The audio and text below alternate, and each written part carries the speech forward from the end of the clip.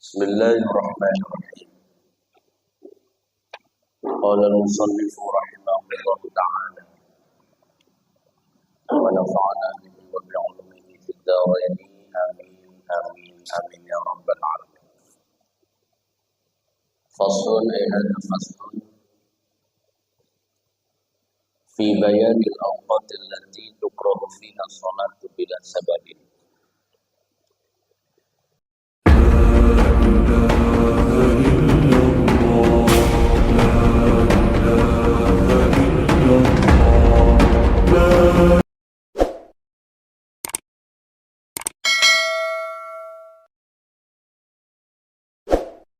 Yang dimakruhkan untuk melaksanakan sholat tanpa sebab. Yang dimaksudkan di sini makruhnya adalah sebagian ulama menyebutkan makruhnya makruh tahrim, tapi sebagian yang lain mengatakan makruhnya makruh tanjih.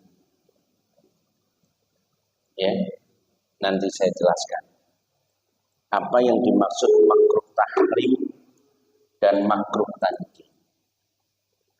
Yang jelas kita akan membahas waktu-waktu yang kemudian kita dilarang untuk sholat. Meskipun secara prinsip sholat itu nggak ada larangannya, yaitu yang disebut dengan sholat sunnah mutlak. Sholat sunnah mutlak ini bisa kapan saja, tetapi ada waktu-waktu yang memang dilarang untuk mengerjakan sholat itu. Ya. Wa khamsatu awqatin la yusalla fiha. Dan adapun ada 5 waktu yang dilarang untuk sholat di waktu yang 5 ini. Ini ngomongnya agak susah, lagi sariawan. Makanya waktu, karena ujungnya lagi kena sariawan. Tetapi larangan ini tidak berlaku bagi mereka yang ada di Mekah, apalagi di Masjidil Haram. Kalau di Masjidil Haram kapan saja monggo, ya. Tapi di luar Masjidil Haram atau di luar Mekah, maka ada ketentuan 5 waktu yang makruh untuk melaksanakan sholat. Tapi sholatnya ilal sholatan laha sababun, kecuali sholat yang punya sebab. Kalau sholat yang ada sebabnya, maka tidak berlaku. Yang tidak boleh adalah sholat yang tanpa sebab, yang diistilahkan dengan sholat sunnah mutlak. Tapi kalau sholat yang ada sebab, maka hukumnya tidak ada larangan. Misal, sholat qadha. Kalau sholat qadha itu kapan saja boleh, ya. Atau sholat gerhana, ya. Kalau ketika terjadi gerhana, ya sudah, larangan-larangan itu hilang. Sholat minta hujan, ya, dan lain-lain. Nah, apa sajakah 5 waktu yang dimaksudkan? Yang pertama adalah ba'da sholati subhi, setelah sholat subuh, hatta tatlu asyamsu, sampai terbitnya matahari. Jadi orang setelah subuh itu tidak boleh mengerjakan sholat. Makanya tidak ada ba'diyah subuh. Nah, setelah subuh nggak boleh ada sholat, kecuali sholatnya ada sebab. Misalnya mengqadha sholat subuh yang waktu muda ditinggal. Mungkin karena malas, mungkin karena sibuk, mungkin karena hal yang lain. Maka sholat qadha subuh yang seperti ini tidak ada larangan. Ya, jadi setelah sholat subuh sampai terbitnya matahari, sampai matahari naik, ya. Lalu apalagi wa inda tulu'iha, dan ketika matahari terbit, ya, ketika matahari terbit, hatta tatakamala wa tartafi'a, sampai sempurna terbitnya, bahkan sampai matahari meninggi naik. Qadra rumhin, ya, seukuran sepenggalah. Ya, sepenggalah itu sebetulnya subjektif banget.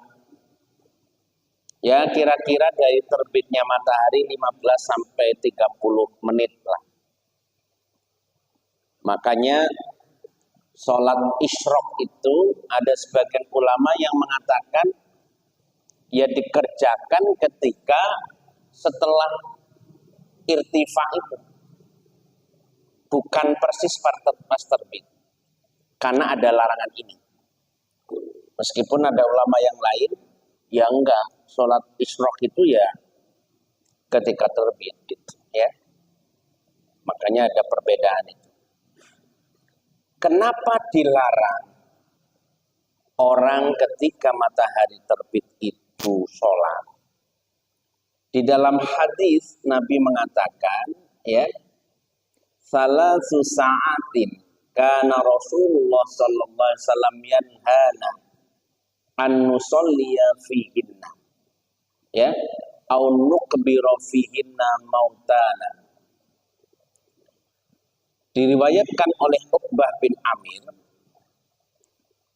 bahwa Nabi dulu melarang 3 waktu kami untuk sholat atau menguburkan mayit. Kapan? Hina tatlu'us syamsu, ketika matahari terbit, ya, bazighatan hatta tartafi'a. Jadi ketika terbit sampai sempurna, sampai kemudian naik, ya. Dalam hadis yang lain, mengapa ketika terbit dilarang? Karena ketika matahari terbit berbarengan dengan munculnya tanduk syaitan, tanduknya iblis nongol, ya, maka kita dilarang untuk sholat, sehingga tidak dikatakan kita lagi menghormati, mengagungkan setan yang tanduknya lagi keluar, ya. Sebagaimana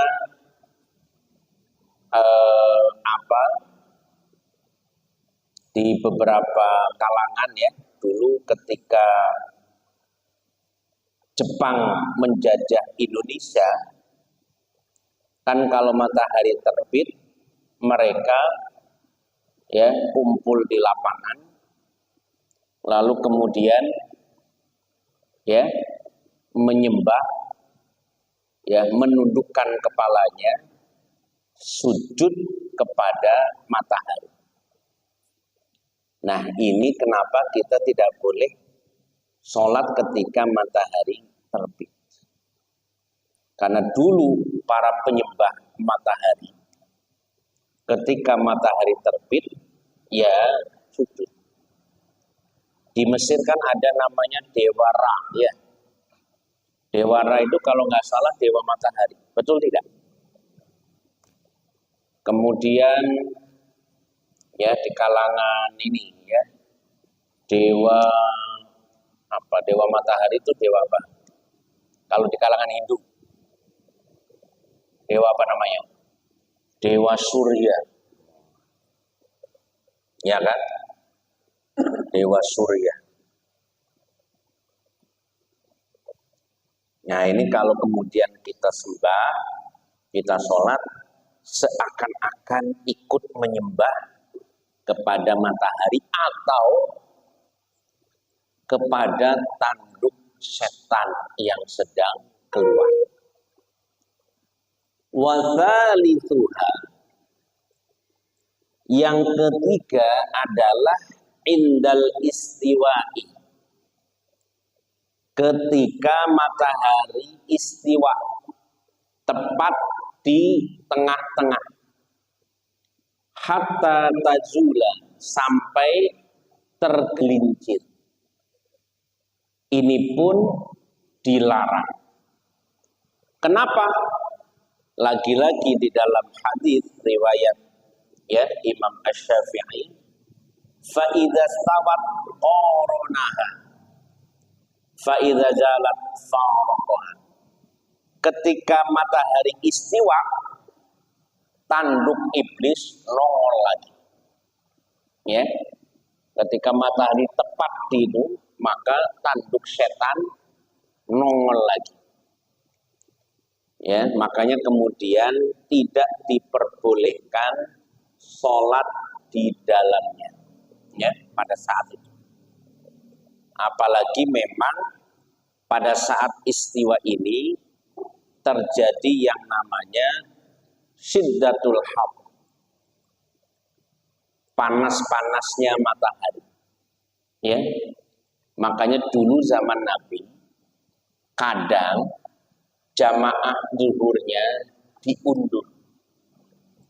Ya, kayak kemarin di Tanah Haram Sona, menurut keterangan yang berangkat haji, panasnya sampai 51, turun 47.